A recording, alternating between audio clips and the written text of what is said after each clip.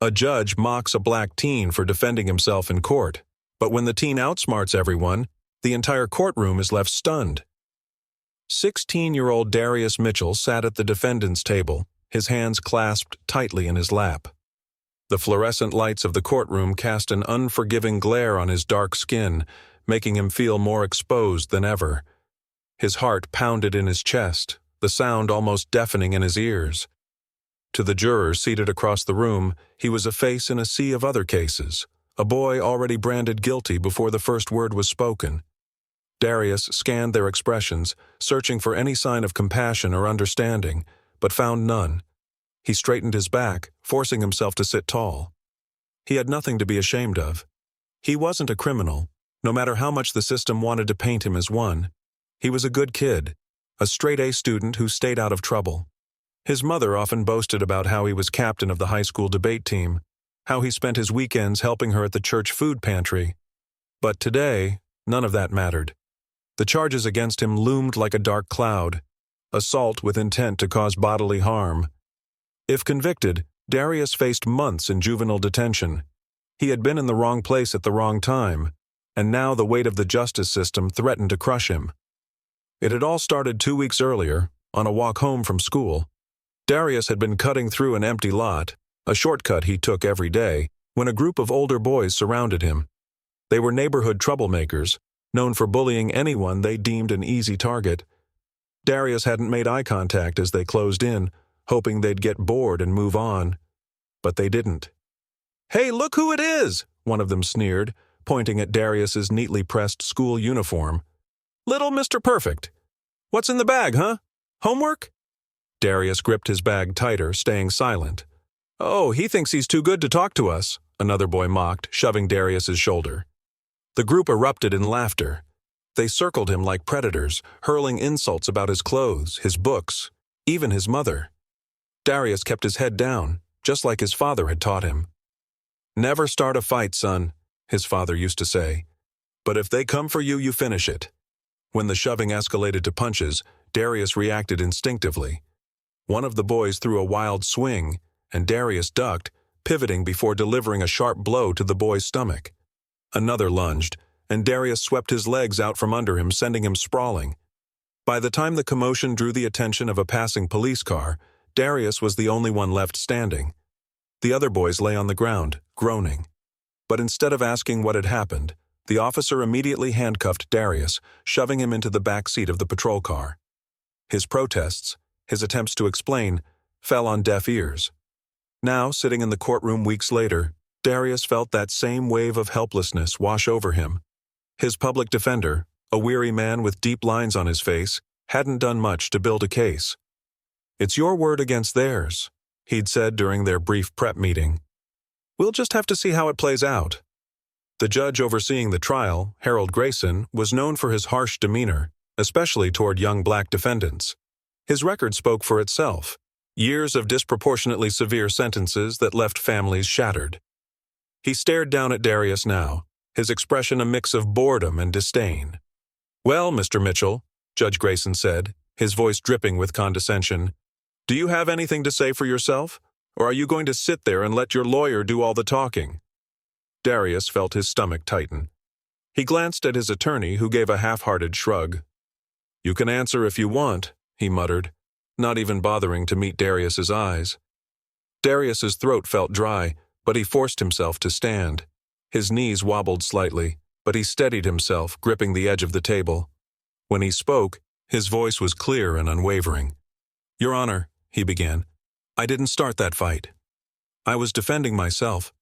Judge Grayson raised an eyebrow, leaning back in his chair. "Defending yourself? From what exactly?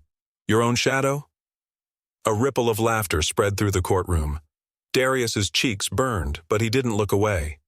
"Look at you," Grayson continued, gesturing to Darius's athletic frame. "You're a big, strong kid, and you expect me to believe you were scared of a couple of schoolboys? Sounds to me like you just wanted to show off." More laughter followed, the sound like nails scraping against Darius's resolve. He clenched his fists at his sides, his nails digging into his palms. The words of his father echoed in his mind. "Don't let them break you. Hold your head high." Grayson waved dismissively, Sit down, son. Let the adults handle this. But Darius didn't sit. Instead, he straightened his back, meeting the judge's gaze with a steady determination that silenced the room. With all due respect, Your Honor, Darius said, his voice calm but firm. I think I can handle this myself. The courtroom fell into stunned silence. Grayson's smirk faltered for a brief moment before returning, sharper than before. Oh, so now you're a lawyer too? Grayson said, his tone mocking. Well, by all means, Mr. Mitchell, enlighten us. Darius's hands gripped the edge of the table tighter, his knuckles turning white. He wasn't a lawyer, and he knew the odds were stacked against him. But he also knew one thing. He had the truth on his side, and no amount of mockery or bias would make him back down. I just want to tell the truth, Darius said quietly, and I'll stand here as long as it takes for someone to listen. The tension in the room was palpable. For the first time, Darius felt the eyes of the jury on him, not as a criminal, but as a boy standing alone against a system determined to crush him. And for the first time, he realized he wasn't afraid. The courtroom grew tense, the weight of Darius's words still lingering in the air. Judge Grayson leaned back in his chair, his smirk spreading across his face like a crack in the foundation of fairness. His disdain was palpable, his eyes narrowing as he addressed the boy. Oh, so you're a lawyer now, are you? Grayson said, his voice dripping with mockery. Darius's throat tightened, but he refused to look away. No, sir, he replied, his voice steady despite the lump in his throat. I'm just someone who believes the truth should matter. Grayson chuckled, shaking his head in disbelief. Well, let's hear this truth of yours, he said, waving dismissively toward the prosecutor. Collins, go ahead and paint us the picture. The prosecutor, Mr. Collins, rose from his seat with a practiced air of authority. His tailored suit and polished demeanor exuded confidence, but there was a sharpness to his tone that made Darius's skin crawl. Collins was the kind of man who relished dismantling defendants, especially ones like Darius, young, black, and, in his mind, already guilty. Ladies and gentlemen of the jury, Collins began, pacing in front of them, what we have here is a case of unchecked aggression. He gestured toward Darius, his voice growing louder with each word. This is not a story of self-defense. This is a story of a young man who let his temper get the better of him and took it out on 3 other boys. Darius's jaw tightened as Collins continued. The prosecutor pulled out photographs of the other boys, their bruised faces and scraped arms prominently displayed. Look at the injuries inflicted on these boys, Collins said, his tone turning accusatory. Bruised ribs, swollen eyes, a fractured wrist. Does this look like self-defense to you? Or does it look like someone who was out for blood? The jury shifted in their seats, their eyes darting between the photos and Darius. He could feel their judgment like a weight pressing down on him. Collins wasn't finished. He flipped through a stack of papers, pulling out snippets of witness statements. One witness said they heard shouting and saw this young man towering over the others, he said, emphasizing the word towering. Another said they saw him throw the first punch, and yet Mr. Mitchell wants us to believe he's the victim? Darius clenched his fists under the table, his nails digging into his palms. He wanted to shout, to explain that Collins was twisting the truth, but he knew better than to interrupt. Finally, Collins turned to Darius directly.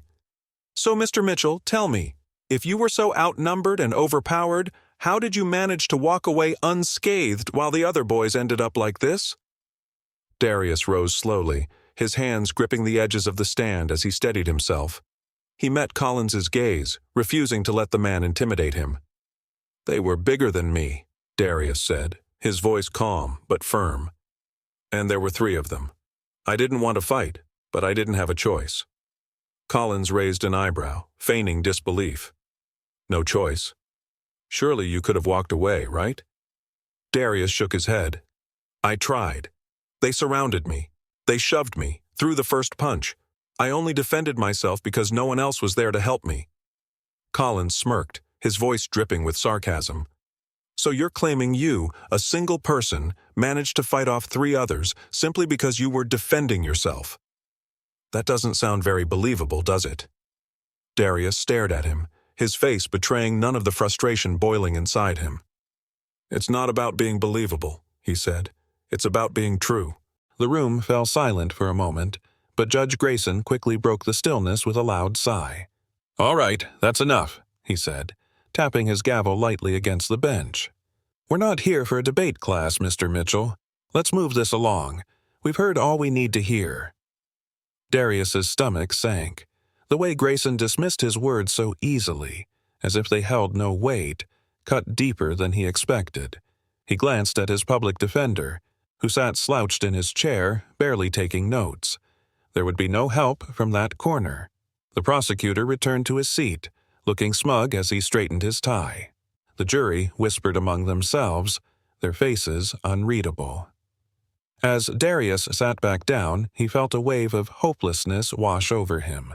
The system wasn't designed to listen to kids like him. It wasn't designed to care about his side of the story. But even as doubt crept into his mind, another voice pushed through, the voice of his father, steady and resolute. "Don't let them break you," his father had said. "Stand your ground, no matter what." Darius took a deep breath, his resolve hardening. He wasn't going to give up, no matter how stacked the odds were. As the trial continued, it became clear that the system was rigged against him. The prosecutor leaned heavily on selective evidence, glossing over the fact that the other boys had instigated the fight.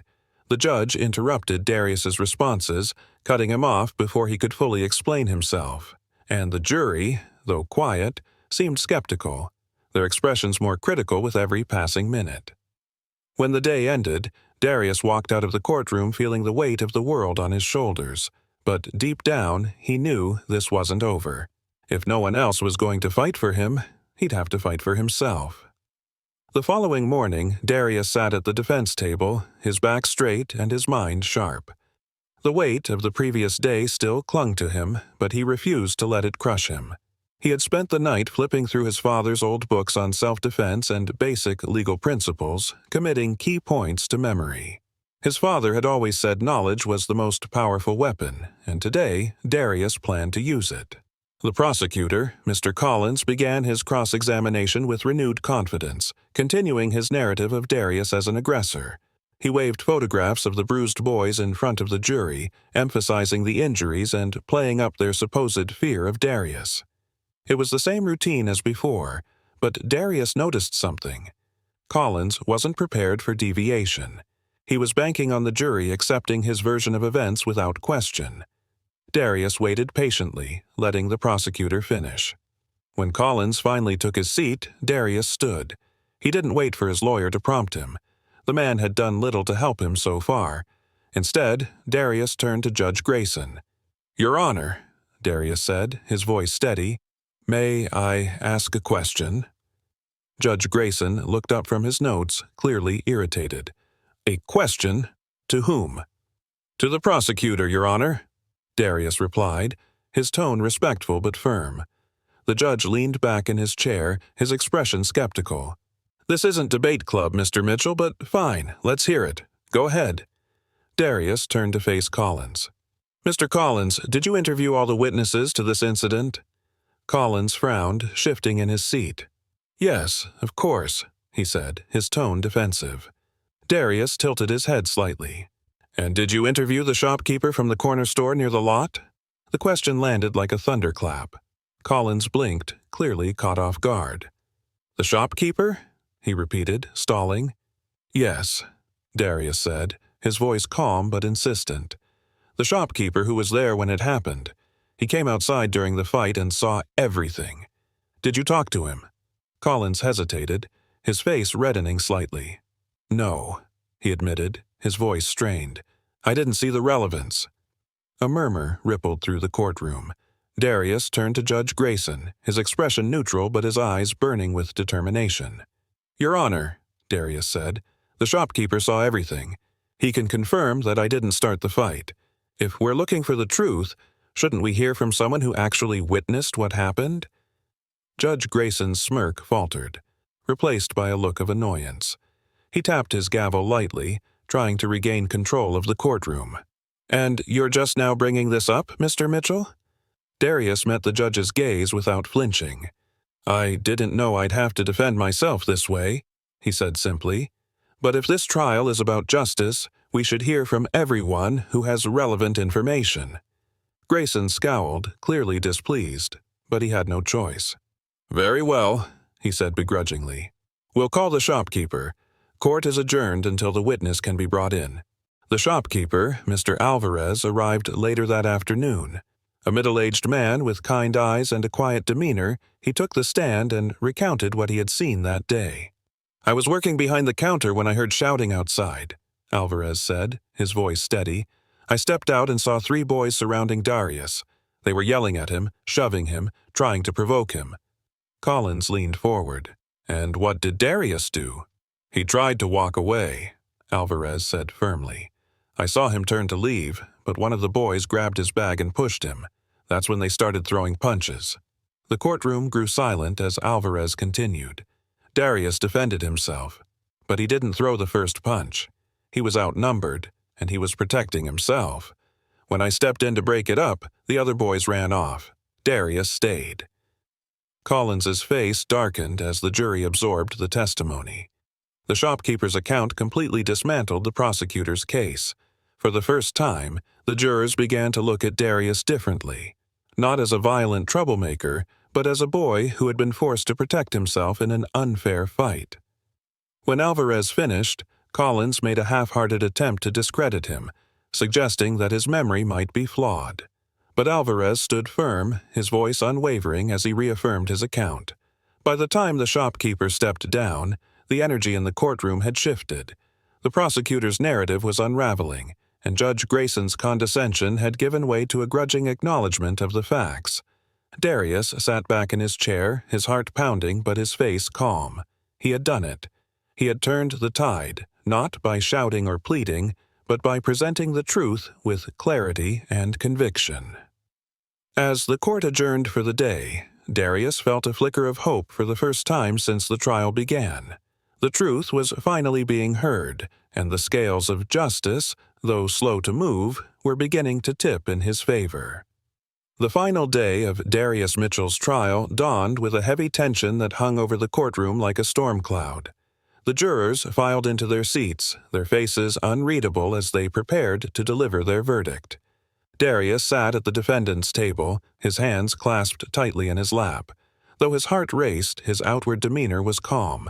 He had done everything he could to make the truth known. Now it was out of his hands. His father, sitting in the back row of the gallery, gave him an encouraging nod. Darius drew strength from the quiet pride in his father's eyes, even as the weight of the moment bore down on him. Judge Grayson entered the courtroom, his gavel striking against the bench with finality. His frustration was evident in the tight set of his jaw and the sharpness of his movements. Over the course of the trial, Darius had forced the court to confront uncomfortable truths about the biases of the system, the mishandling of evidence, and the preconceived notions that had brought him here in the first place. "Let's get this over with," Grayson muttered, his tone clipped as he addressed the jury. "Ladies and gentlemen, have you reached a verdict?" The foreman, a middle-aged man with a graying beard, stood. He held the weighty silence for a moment before speaking. "We have, Your Honor." Darius's breath caught in his throat. The courtroom seemed to freeze around him as the foreman unfolded the paper in his hand. "We find the defendant, Darius Mitchell, not guilty." The words hit the room like a thunderclap. For a brief moment there was no sound, just the collective intake of breath as everyone processed what had just been said. Darius exhaled sharply, the tension draining from his body in an instant. Relief washed over him like a wave, and his hands unclenched as he looked toward his father who had risen to his feet, his face lit with pride. Judge Grayson, clearly frustrated, tapped his gavel sharply. "Order!"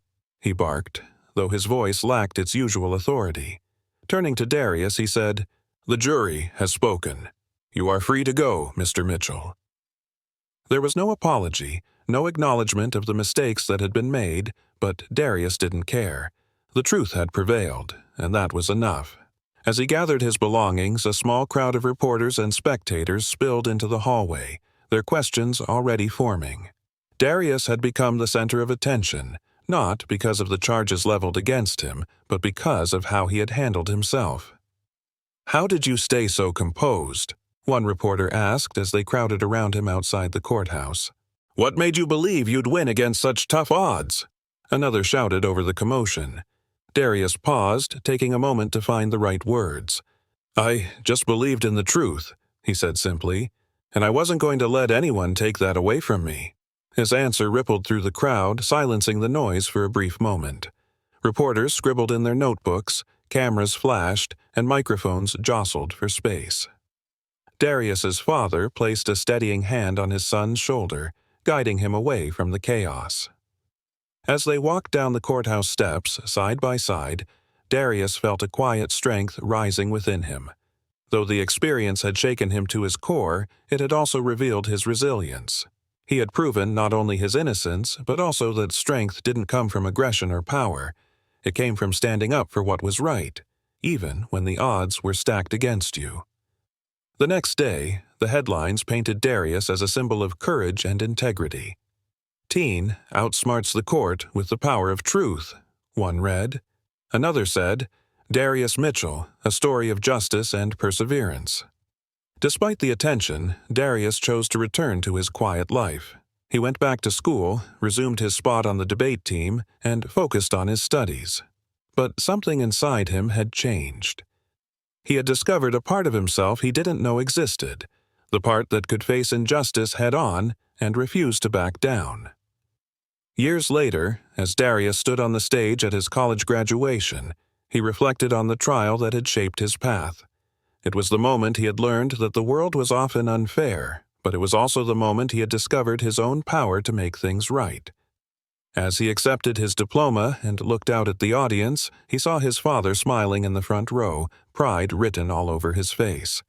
Darius smiled back, knowing that everything he had fought for, his truth, his integrity, his future, had been worth it.